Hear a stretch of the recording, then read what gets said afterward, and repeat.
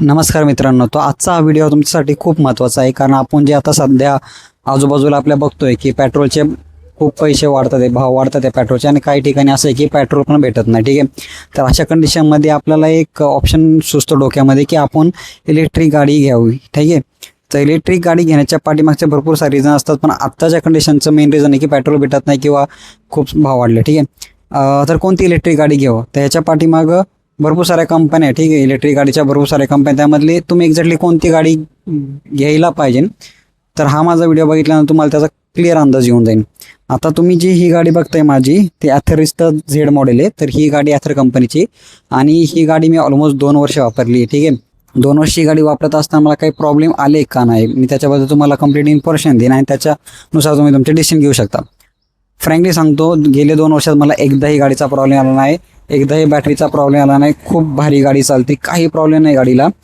दुसरी गोष्टमध्ये ह्या गाडीची बॅटरीची लाईफ, आपण जे म्हणतो बॅटरीची लाईफ खाली 3.7 kWची बॅटरी याची, तरी किती लांब जाती, तर एका चार्जिंगमध्ये जवळपास 120 ते 125 किलोमीटर कंपनी दावा करते, तर 115 देते आपल्याला. ठीक आहे, 115 धरून झाला तुम्ही, 115 जाती गाडी.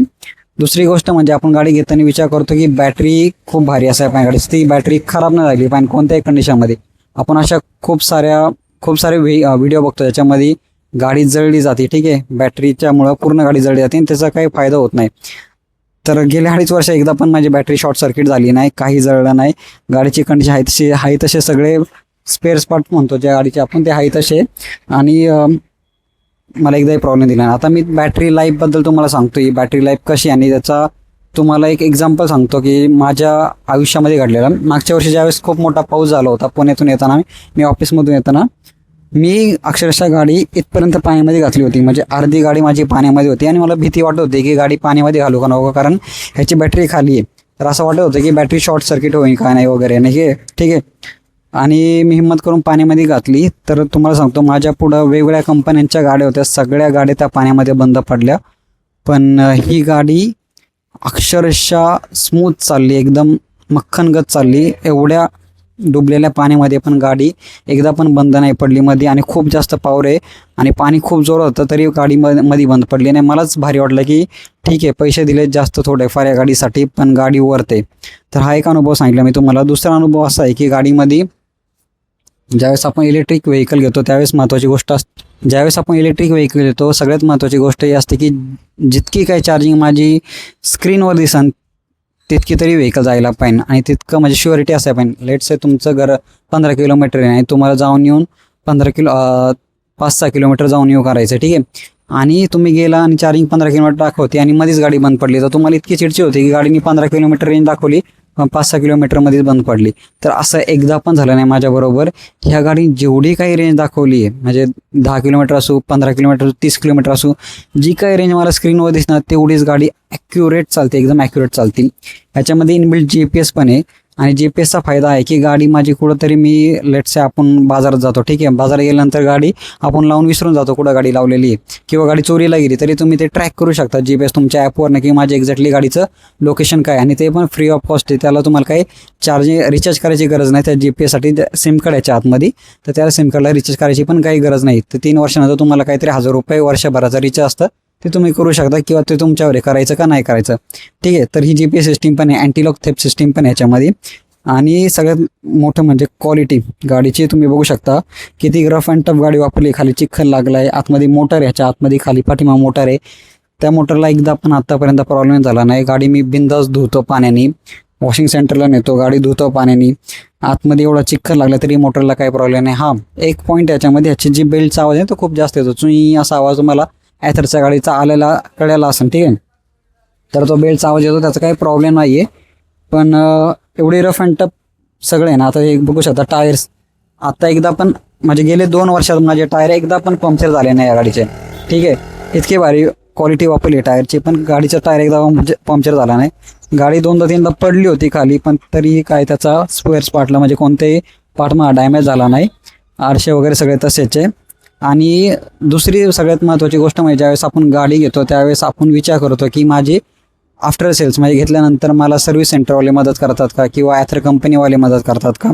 तर यांची आफ्टर सेल सर्व्हिस पण भारी. तुम्हाला जर कोणताही प्रॉब्लेम जाणवला गाडीमध्ये, तुम्ही डायरेक्टली त्यांच्या ॲपवर जाऊन ते रजिस्टर करू शकता प्रॉब्लेम, आणि तुम्हाला विदिन 5 ते 10 मिनटामध्ये त्यांच्या सर्व्हिस सेंटरचा कॉल येतो.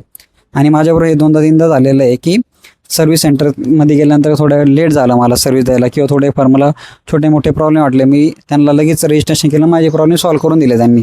ठीक आहे. तर आफ्टर सेल सर्व्हिस पण महत्त्वाची असते, तर ती पण चांगली आहे गाडीची. सगळ्यात महत्त्वाची गोष्ट म्हणजे गाडी आत्तापर्यंत बंद पडली नाही कधी कोणत्या रस्त्यामध्ये, म्हणजे इंटरनल प्रॉब्लेममुळे. माझी चुकीमुळे जेव्हा बॅटरी संपते त्यावेळेस मी शहाणपणा करतो ॲक्च्युली. कधी गाडी 1-2% असून तरी घेऊन जायची जस्ट चेक करायला रेंज किती काय, तरच बंद पडलेली. पण अशा कंडिशनमध्ये की मला 5 ते 10 किलोमीटर रेंज दाखवली, त्या रेंजच्या आतमध्ये गाडी बंद पडली असं एकदाही झालं नाही. आपण विश्वास ठेवू शकतो त्याच्या रेंजवर की जेवढी काय रेंज दाखवती तेवढी गाडी जाते. ठीक आहे. तर ही गाडीचा ओव्हरव्ह्यू आहे. ह्याच्यामध्ये इंडिकेटर वगैरे तुम्हाला दिलेलं आहे. गाडीचं फंक्शनॅलिटी मी काय सांगणार नाही, मला ते काही तुम्हाला सांगायचे नाही, कारण त्याचे भरपूर सारे व्हिडिओ यूट्यूबवर तुम्ही बघू शकता ॲथरचे.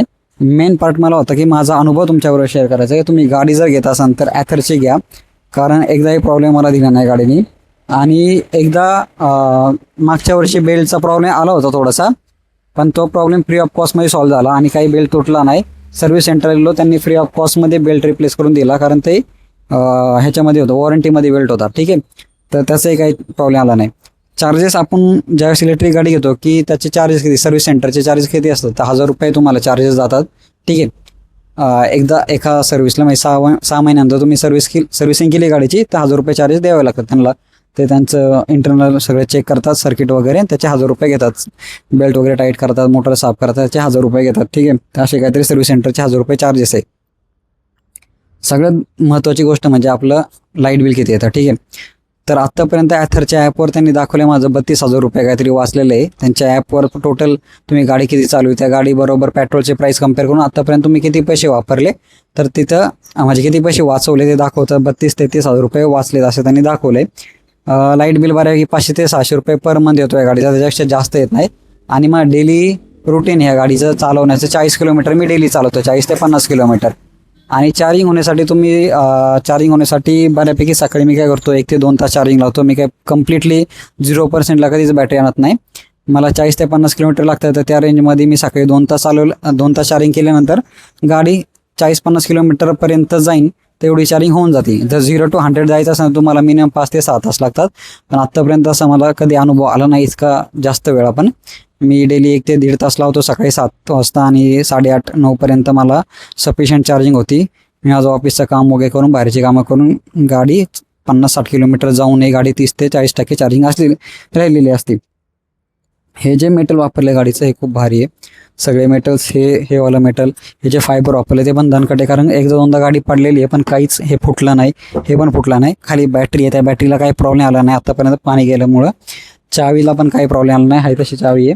म्हणजे की बऱ्यापैकी कीला सगळ्यांना प्रॉब्लेम येतो, तर कीला पण काही प्रॉब्लेम आला नाही. तर अशा प्रकारची गाडी मी तुम्हाला डिग्गी दाखवत होता गाडीची. ही महत्त्वाची खूप मोठी डिग्गी आहे, आणि जवळपास तुम्ही याच्यावर आहे ना 3 माणसं तर आरामशीर बसून जाऊ शकतात. तर इतका वेट हे घेते. चढायला पण काय प्रॉब्लेम येत नाही. खड्ड्यामध्ये एकदम भारी गाडी आहे, तुम्ही चालवून बघा. म्हणजे ही गाडीचा अनुभव सांगतो की माझ्या मित्रांनी पण ही गाडी चालवली एकदा, आणि त्याला कम्फर्ट लेवल लगेच जाणवली. म्हणजे त्याची गाडी आणि ह्या गाडीबरोबर कम्पेअर केल्यानंतर ह्या गाडीची कम्फर्ट लेवल खूप भारी आहे. आणि मी ही गाडी ज्यावेळेस जेव्हापासून वापरतो तेव्हापासून मला दुसरी मोपेड गाडी चालूशी वाटत नाही, किंवा गिअरची गाडी चालूशी वाटत नाही, कारण हिचा जो स्मूथनेस आहे खूप भारी आहे ॲथरचा.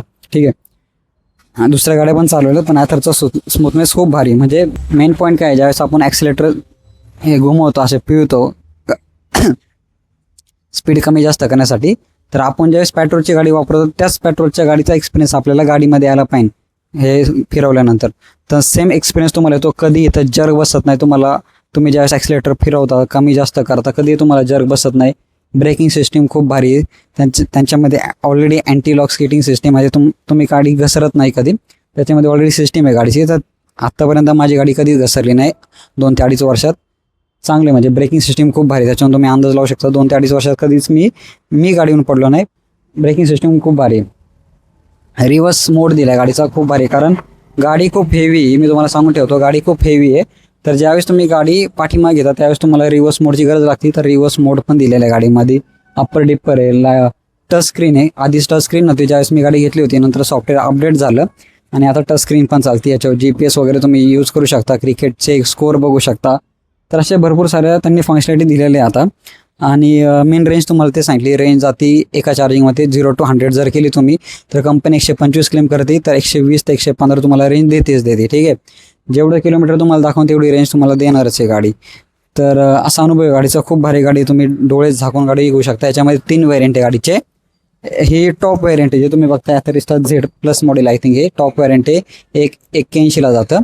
त्यानंतर मिडल व्हेरियंट 50ला जातं आणि त्याच्यापेक्षा लो व्हेरियंट आहे ज्याच्यामध्ये GPS वगैरे काय नाही, ते 31 किंवा 21ला जातं.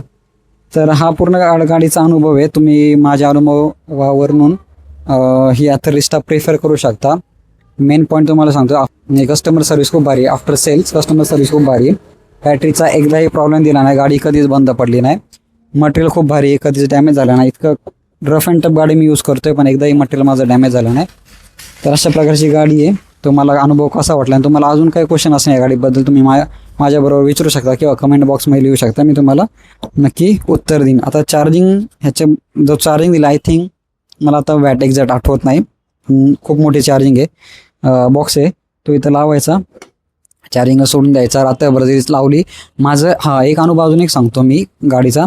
आपल्याला चार्जिंगची भीती वाटते की समजा मी चार्जिंगला लावली गाडी आणि विसरून गेलो, तर मी एकदा कमीत कमी 1.5 दिवस चार्जिंगला लावून ठेवली होती गाडी. विसरून गेलो की चार्जर लावलेल्या गाडीला चार्जिंग चालू होती. 1.5 दिवसानंतर मला आठवलं की गाडीला चार्जिंग लावलेली आहे. काही प्रॉब्लेम दिला नाही, काही चार्जर जळला नाही, गाडीचं इथं काही हिटअप झालं नाही किंवा बॅटरी हिट झाली नाही, काहीच नाही. एकदम भारी हँडलिंग केलं त्यांनी आणि मला खूप भारी वाटलं की 1.5 दिवस मी चार्जर कनेक्ट असूनही गाडीला काही प्रॉब्लेम आला नाही. तर हा एक माझा अनुभव होता. ह्याच्यावर आपण टफनेस त्याची इंजिनिअरिंगची बघू शकतो, म्हणजे पाहू शकतो की किती भारी त्यांनी इंजिनिअरिंग केलेली आहे.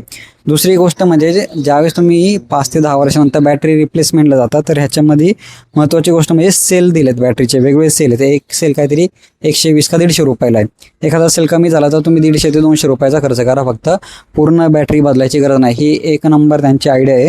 तुम्हाला पूर्ण बॅटरी बदलायची गरज नाही आणि बॅटरीची लाईफ तशी 5 ते 8 वर्ष आहे. 5 ते 8 वर्षानंतर जर इश्यू आला तर तुम्ही ते एक सेल बदलू शकता. ते सगळ्यात भारी गोष्ट आहे. तर असे काही पॉईंट आहेत ते मला आत्ता आठवत नाही. जर तुम्ही कमेंट केली तर मी त्याचं उत्तर पण देईन तुम्हाला. महत्त्वाची गोष्ट क्वालिटी, कम्फर्ट लेवल, सीट बघा किती मोठं आहे. आणि डिगी दाखवतो. डिगी तर तुम्हाला माहिती असेल, ऑलरेडी यूट्यूबला भरपूर सारे व्हिडिओ तुम्ही पाहिलेच असेल. मेन बॅटरी जळत नाही, मोटर जळत नाही. खालीच मोटर आहे, मोटर जळत नाही, बॅटरी जळत नाही. मोटरच्या बेल्टचा काही प्रॉब्लेम नाही आहे. रिप्लेसमेंटला फ्री ऑफ कॉस्ट रिप्लेसमेंट आहे आणि आत्तापर्यंत कधीच गाडी मी प्रॉब्लेम दिला नाही. तर अशा प्रकारे मी आत्ताचा माझा व्हिडिओ, हा जो बघताय तुम्ही, हा गाडीचा डिस्प्ले. ज्यावेळेस गाडी आपण ऑन करतो खालून हा डिस्प्ले होतो. आता हा डिस्प्ले टच स्क्रीन दिला आहे त्यांनी. मग आधी हा टच स्क्रीन होतं, तर इथं डायरेक्टली तुम्ही लोकेशन वगैरे टाकू शकता. म्हणजे तुम्हाला जर कुठं जायचं असेल तर इथं डायरेक्टली लोकेशन टाकून तुम्ही त्या एरियामध्ये जाऊ शकता. तर डायरेक्टली GPS इनबिल्ट दिला आहे यांनी. इथं वेगवेगळे तुम्हाला ऑप्शन भेटतात गाडीमध्ये. फॉर एक्झाम्पल इथं ब्लूटूथ आहे. तर ब्लूटूथ तुम्हाला तुमचा फोन वगैरे कनेक्ट करायचा असेल, ज्यावेळेस गाडी तुम्ही चालवता तर कोणाचा फोन आला तर तो फोन नंबर इथं तुम्हाला दिसतो. असे वेगवेगळे ऑप्शन इथं सेटिंग्समध्ये जाऊन तुम्ही बघू शकता. इथं ऑटो होल्ड वगैरे. ऑटो होल्ड ही अशी टेक्नॉलॉजी आहे यांची की ज्यावेळेस गाडी चढव असेल तर तुम्हाला ही ब्रेक दाबून धरायची गरज नाही, तर डायरेक्टली गाडी त्याच जागी थांबते. ॲटोमॅटिकली ब्रेक लागतो. ठीक आहे. तर ज्यावेळेस चढव म्हणजे अशी गाडी असेल तर ॲटोमॅटिकली गाडी अशीच थांबते. चढव किंवा उतर असेल असे खाली उतरण तर गाडी ॲटोमॅटिकली तेच थांबते. ठीक आहे, घसरत जात नाही. त्यानंतर ऑटो इंडिकेटर म्हणजे ज्यावेळेस तुम्ही लाईट म्हणजे इंडिकेटर चालू करता, इंडिकेटर चालू करता, ते इंडिकेटर चालू केल्यानंतर 5-10 मिनिटानंतर 2-3 मिनिटानंतर ते ऑटोमॅटिक इंडिकेटर बंद पडतं. तर हे आहे. किंवा तुम्ही तुमचं लोकेशन शेअर करू शकता तुमच्या फॅमिलीबरोबर. तुम्ही जर कुठं जात असाल, ठीक आहे, तर सेफ्टीसाठी तुम्ही लोकेशन वगैरे शेअर करू शकता. तर असे तुम्हाला सेटिंग दिलं जातं. तुम्ही तुमचे डॉक्युमेंट वगैरे सगळे इथं अपलोड वगैरे करू शकता. हे इतके सारे फंक्शनॅलिटी इथं. ऑप्टिमाइज चार्जिंग म्हणजे ॲटोमॅटिकली चार्जिंग तुमची बंद होऊन जाते थोड्या वेळानंतर, म्हणजे 80% गेल्यानंतर ती बंद होऊन जाते. गाईड मी होम लाईट म्हणजे ज्यावेळेस तुम्ही की बंद करता तर पुढची लाईट चालू राहते थोड्या वेळासाठी, तर त्यासाठी ती होम लाईट आहे. क्रूज कंट्रोल म्हणजे ॲटोमॅटिकली ब्रेक लागला होता. फॉर एक्झाम्पल तुम्ही गाडी जर अशी स्लो केली चालवता गाडी अशी हे जे ॲक्सिलेटर आहे ते उलटं फिरवलं असं उलटं, ठीक आहे, उलटं फिरवलं तर ब्रेक लागून जातो. तर ब्रेक दाबायची पण गरज लागत नाही तुम्हाला. आणि ही फंक्शनॅलिटी एवढी युजफुल आहे कारण ज्यावेळेस तुम्ही ट्रॅफिकमध्ये असं सगळं सारखं ब्रेक दाबून आपले बोटं दुखतात ही वाली, तर ती बोटं दुखत नाही कारण तुम्ही फक्त ॲक्सिलेटर उलटं फिरवायचं. तर ट्विस्ट कंट्रोलनी ते तुम्ही ब्रेक लावला होतो, स्किड कंट्रोलमध्ये तुमची गाडी कधी घसरत नाही वगैरे, मी तुम्हाला ऑलरेडी सांगितलेलं आहे. ऑटो इको मोड म्हणजे 2 मोड आहे याच्यामध्ये, इको मोड आणि ड्राईव्ह मोड. तर त्या 2 मोड ॲक्च्युली तुम्हाला दाखवतो इथं. ह्याच्यामध्ये इथं बघा, आता झिप मोडला असल्यानंतर 30%ला 38 चार्जिंग दाखवते. ज्यावेळेस मी मोड चेंज करतो, इथं इको मोडला येतो, तेव्हा चार्जिंग थोडी म्हणजे तुमच्या किलोमीटरची रेंज थोडी वाढते सेम चार्जिंगला. ते 2 मोड आहे. तर अशा प्रकारचे मोड्स वगैरे त्यांनी दिलेले आहे इथं. मी जनरली इको मोडवर चालवतो, ती गाडी 50-60 km/h आरामशीर जाते. आणि ज्यावेळेस मला वाटतं की थोडा गाडी लोड घेत नाही, तर त्यावेळेस झिप मोडला जायचं. तर अशा इथं फंक्शनॅलिटी. फॉल सेफ म्हणजे ज्यावेळेस गाडी पडती, हे खूप महत्त्वाचं आहे. ज्यावेळेस माझ्या पप्पांच्या हातातून गाडी पडली होती खाली, तर ॲटोमॅटिकली गाडी बंद होऊन जाते. गाडी आपले काय होतं, काही वेळेस आपण घसरत जाते ना, गाडी चालूच राहते. तर फॉल सेफ मोडमुळे गाडी बंद होऊन जाते ॲटोमॅटिकली खाली पडल्यानंतर. क्रॅश डिटेक्शन वगैरे त्यासाठीच आहे की गाडी बंद व्हायला फाईन. तुम्हाला स्कोर दिसतो क्रिकेटचा, लाईव्ह लोकेशन तुम्ही शेअर करू शकता. तर असे काही फंक्शन्स त्यांनी दिलेले आहे याच्यामधील, आणि सगळे फंक्शन युजफुल आहे ॲक्च्युली. ठीक आहे. तर एकदाच गाडी पडली होती, तुम्ही बघू शकता माझा ब्रेक पण तुटलेला आहे, एवढंच फक्त तुटलं आहे, बाकी काहीच गाडीला प्रॉब्लेम झाला नाही आहे. तशी गाडी आहे. आणि ब्रेक कसा तुटला हा पण, कारण त्यांनी एक सेफ्टी दिली आहे इथं की जर गाडी पडली तर पूर्ण ब्रेक नाही तुटाय पाहिजे. इथं बघू शकता पूर्ण ब्रेक नाही तुटाय पाहिजे, तर फक्त ब्रेकचं पुढचं, इथं बघू शकता तुम्ही, फक्त पुढचं तुटाय पाहिजे हे. तर इथूनच माझा ब्रेक तुटला. ठीक आहे. तर हे आता सेफ आहे सगळं. तर अशा प्रकारे त्यांनी ती पण टेक्नॉलॉजी इथं वापर, म्हणजे थोडंफार डिझायनिंगवर लक्ष दिलेलं आहे. तर ही गाडी पूर्ण बघू शकता की ती रफ अँड टफ वापरलेली आहे मी. आणि आता डिग्गी दाखवतो तुम्हाला मी. ही गाडीची डिग्गी आहे. तर आरामशीर इथं तुम्ही मोबाईल्स वगैरे ठेवू शकता. गाडीची डिग्गी खूप मोठी आहे, भरपूर सारे तुम्ही इथं आहे ना तुमचे सामान किंवा भाजीपाला ठेवून आरामशीर डिग्गी पुरून जाते तुम्हाला. एवढी मोठी डिग्गी आहे. ठीक आहे. आणि डिग्गीला पण आतापर्यंत काही प्रॉब्लेम दिला नाही. काही गाड्यांच्या डिग्गी पण खराब होती, हे ओपन केलं तिथं खराब होती, ती पण खराब झाली नाही. नीट जर गाडी वापरली तर भरपूर वेळेस, म्हणजे 2-2.5 वर्षात एकदा पण प्रॉब्लेम दिला नाही, अशी गाडी वापरलेली आहे मी. आणि फ्रंट तुम्हाला दाखवतो, गाडीचा फ्रंट व्ह्यू आहे हा गाडीचा. ठीक आहे. तुम्हाला लाईट भेटते. ही जी लाईट आहे खूप भारी लाईट आहे, रात्रीची एकदम जास्त उजेड भेटतो तुम्हाला. लाईटचा काही प्रॉब्लेम नाही. लाईटचा पण ब्रेक सिस्टीम खूप भारी आहे. आणि सोफॉक्झर वगैरे फील तुम्हाला गाडीचं कम्फर्ट लेवल खूप भारी. ठीक आहे. तर अशा प्रकारे ही गाडी तुम्ही बघू शकते का. तर खूप मोठा व्हिडिओ झालेला आहे हा, पण गरजेचा आहे व्हिडिओ, कारण तुम्ही थोड्या महागाची गाडी घेताय तर जरा एक्सपिरियन्स नीट ऐका, त्यानुसार तुम्ही गाडी परचेस करण्याचा निर्णय घ्या. आणि तुम्हाला व्हिडिओ आवडला असेल तर प्लीज लाईक करा, शेअर करा, सबस्क्राईब करा चॅनल. ही ॲक्सेसरीज तुम्हाला एक्स्ट्रा घ्यावी लागते ॲक्च्युली. जर तुम्ही Z+ मॉडेल, माझा मॉडेल घेतलं तर फ्री ऑफ कॉस्ट आहे. आणि मिडल मॉडेल घेतलं तर तुम्हाला ही बसून घ्यावी लागते. त्यांच्याबरोबर थोडं तुम्ही बार्गेनिंग करा, त्याच्यामध्ये फ्रीमध्ये बसवून देतात ते. ठीक आहे. गाडीचा रंग पण आहे तसाच आहे, अजून थोडेफार स्क्रॅच आहे, कारण मी ते 2.5 वर्ष झालेत गाडीला. तर अशा प्रकारची गाडी. अजून काय राहिलं असेल तर मला नक्की विचारा कमेंट बॉक्समध्ये, मी तुम्हाला सांगेनच. हे सांगितलंच होतं ऑलरेडी तुम्हाला. इथं रिवर्स मोड, तुम्ही रिवर्स गाडी घेऊ शकता, चालू करण्यासाठी बटन आहे वगैरे. स्टँड आहे, स्टँड लावल्यानंतर गाडी बंद होती, एक सेफ साईड दिली ही वगैरे आहे.